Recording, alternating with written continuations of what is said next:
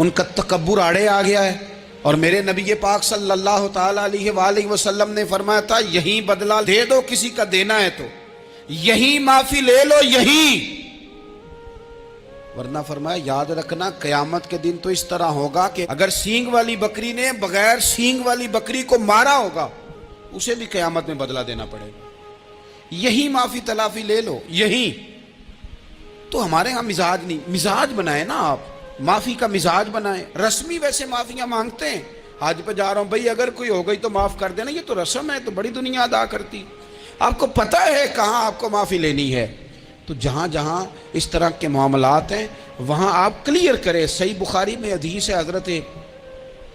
ابو ذر غفاری سے، جب کسی نے کہا کہ آپ نے اسی طرح کے کپڑے خود پہنے ہیں جس طرح کہ آپ کے غلام نے پہنے، یہ کیا معاملہ ہے؟ تو فرمانے لگے، اعلانیہ خود بتانے لگے، فرمانے لگے مجھ سے ایک دفعہ غلطی ہو گئی تھی، میں نے ایک غلام کو جھڑک دیا تھا تو نبی پاک نے مجھے تنبیہ فرمائی، تو میں نے اس غلام سے معافی بھی مانگی، اور اس دن سے لے کر آج تک میں جس طرح کا خود لباس پہنتا ہوں اسی طرح کا اپنے غلام کو پہناتا ہوں۔ تو وہ خود بیان کر رہے ہیں، وہ لوگ اظہار کر رہے ہیں کہ ہم نے یہاں نبی پاک علیہ الصلوۃ والسلام کے تنبیہ کرنے پر ہم نے اپنے غلام سے، خادم سے یا کسی غلام سے معافی مانگی۔ تو معافی مانگنے سے بندے کا قد کبھی چھوٹا ہوتا ہے؟ میرے نبی پاک علیہ السلام نے فرمایا جو معافی مانگ لے اللہ تو اس کی عزت میں اضافہ کر دیا کرتا ہے۔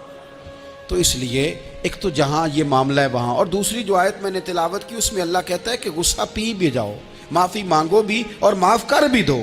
وَالْقَاظِمِينَ الْغَيْظَ وَالْعَافِينَ عَنِ النَّاسِ، فرمایا وہ لوگ جو غصہ پی جاتے ہیں اور لوگوں سے درگزر کرتے ہیں، لوگوں سے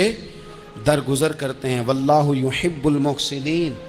اللہ ان احسان کرنے والوں سے محبت فرماتا ہے، ان سے اللہ پیار کرتا ہے۔ تو رب فرماتا ہے جو غصہ پی جاتے ہیں والعافین عن الناس، اور لوگوں سے درگزر کرتے ہیں، ایک تو معافی مانگے اور دوسرا معاف کر بھی دیں۔ اگر دل میں کوئی بات ہو تو معاف، ہر روز لوگوں کو معاف کر کے سویا کریں، پہلے تو اس طرح کا کوئی کام ہی نہ کریں۔ ایک شخص نے جملہ کہا تھا، لکھا تھا، کمال لکھا تھا، اس نے کہا تھا کبھی ایسا کوئی کام نہ کرنا کہ کوئی تمہاری وجہ سے جا کے رب کے سامنے رونا شروع کر دے، ایسا کوئی کام نہ کرنا کہ کوئی بندہ تمہاری شکایتیں اللہ رسول کو لگائے، اس طرح کا کبھی کام نہ کرے کہ وہ تڑپ اٹھے اور کہے